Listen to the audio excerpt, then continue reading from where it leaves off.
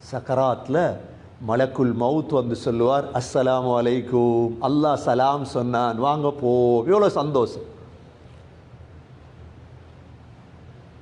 கபூரில் கொண்டு போய் வச்சதோட முன்கர் நக்கீர் அஸ்ஸலாமு அலைக்கும், எவ்வளோ சந்தோஷம். அதுக்குத்தான் சகோதரர்களே அல்லாஹ் எங்களுக்கு இஸ்லாத்தை தந்து. இஸ்லாத் அல்லாஹ் சும்மா தரல. உலகத்தில் எவ்வளோ காஃபிர் வாழ்றாங்க, உலகத்தில் யஹூதியல் வாழ்றாங்க. அல்லாஹ் எங்களை யஹூதியா பிறக்க வைக்கல.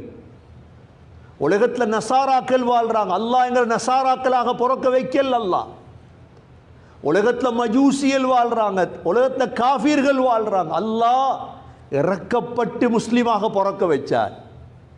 இந்த சான்ஸை தந்த அல்லாஹ் நாங்கள் ஏன் முஸ்லீமாக வாழ இயலாது? இதுதான் கேள்விக்குறி.